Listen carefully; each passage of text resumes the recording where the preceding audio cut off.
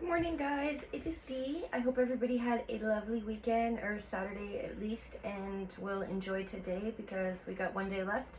Hopefully, everyone's still asleep, unlike me, because I'm a little cray cray and I wake up every day at this time.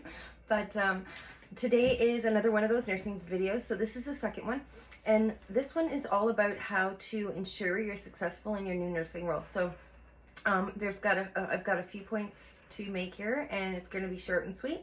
I don't want to drag it out too long for you guys. So first one is to make sure that you're helpful. So if nurses are all like trying to get someone boosted in a bed and make a change and give some meds and do everything, and they're working all in one room, make sure be present, like be there, be ready to help out.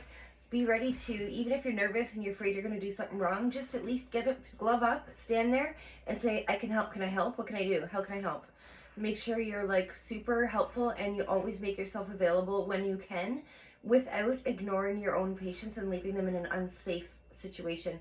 As a new nurse or in a new role, you're not going to really have unstable patients, but that's something to be mindful of. Make sure your patients are safe, and then make yourself available to help others, even if it's just to go around and boost their patients before the end of the shift.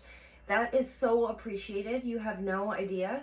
And that's really going to win you over a lot of friends on your unit, because that's something to be. Some nurses are like, that's not my job. That's her assignment. I'm not helping.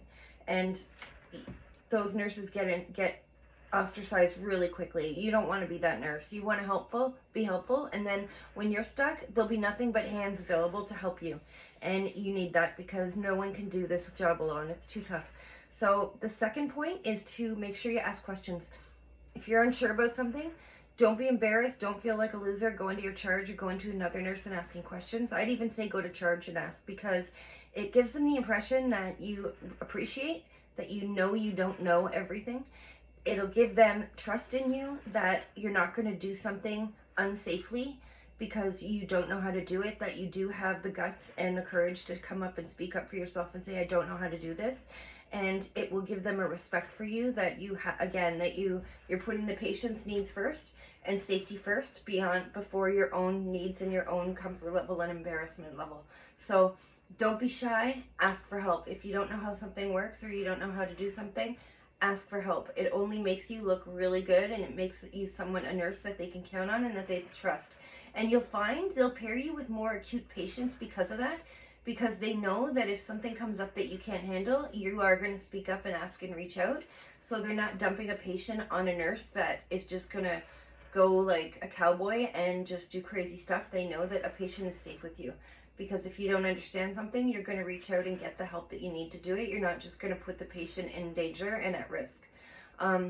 Another point to make is don't take on too much.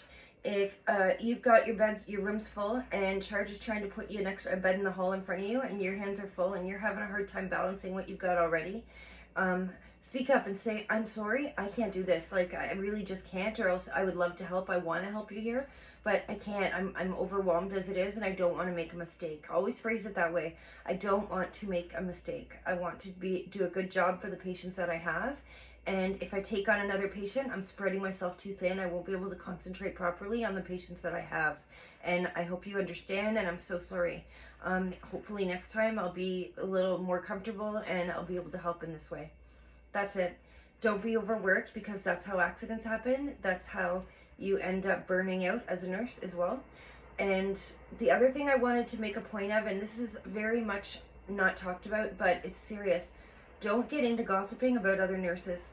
It's hard not to. On breaks, people do it. People go out for smokes or for coffees, or they'll go and sit in the lunchroom, and people will all badmouth a nurse, even but she's a terrible nurse. She's horrible. Look at her. Look how she leaves her patients in the bed, and this and that. And even if you feel strongly about the person in question, don't get involved in the gossip. Don't talk badly about anybody. Give everybody a chance. And if you have negative feelings towards a certain person or nurse, if they're not something you don't need to take up with them, then just leave it and let it go. If there is a problem with them that you have personally, deal with that nurse privately and personally, but privately. And don't discuss it with anybody else, because it really is unnecessary.